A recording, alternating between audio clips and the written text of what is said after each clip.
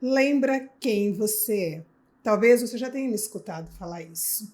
E muitas pessoas ficam na dúvida: o que isso significa? Como assim, Tereza? Essa pergunta não tem pé nem cabeça. Eu sou quem eu sou.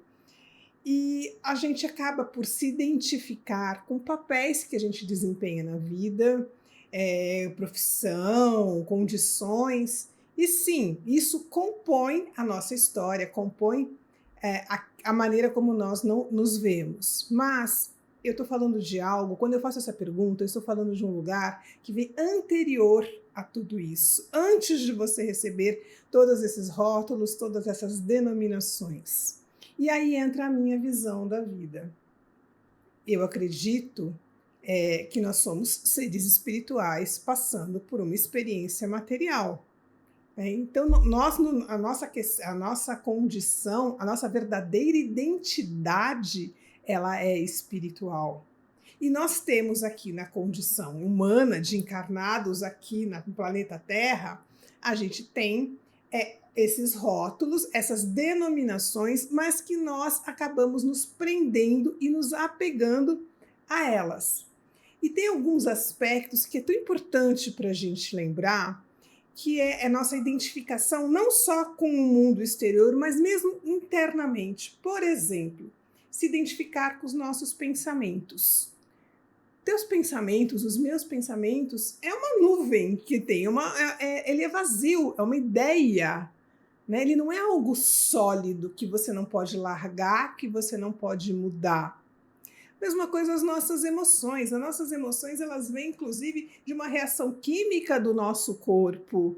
Então, você também não é as suas emoções. Você não é o seu corpo, dentro da minha visão. Você é o espírito que está encarnado neste corpo. O corpo é um veículo, né? E você, depois que deixar esse corpo, que um dia ele vai acabar, ele vai ficar, você segue, a tua vida continua.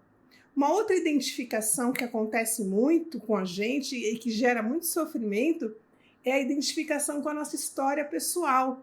Eu sou o meu passado, eu sou tudo aquilo que eu vivi, que eu já passei.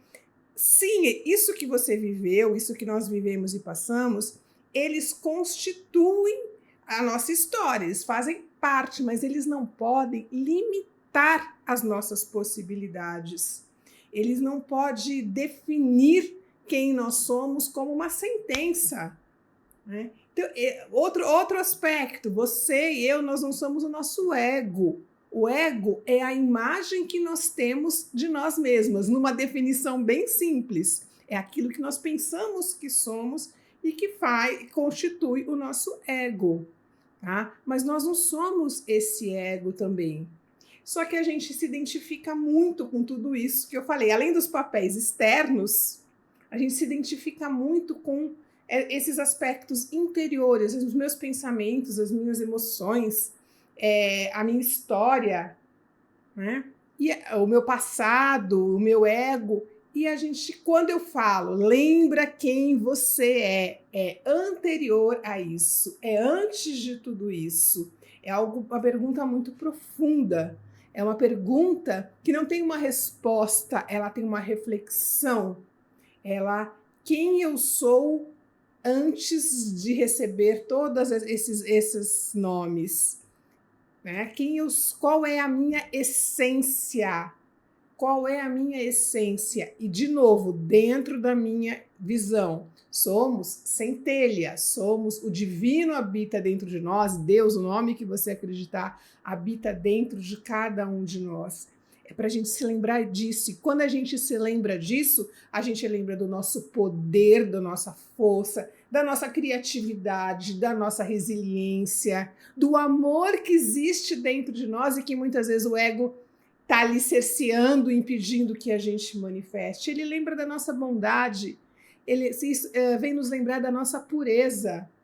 Tudo isso que está contido dentro da nossa essência, mas que nós encobrimos com todas essas camadas de definição que nós colocamos em torno de nós. Aí, como eu brinco, né? Brinco falando sério, autoconhecimento não é aprender nada, é desaprender, é descolar esses rótulos, né?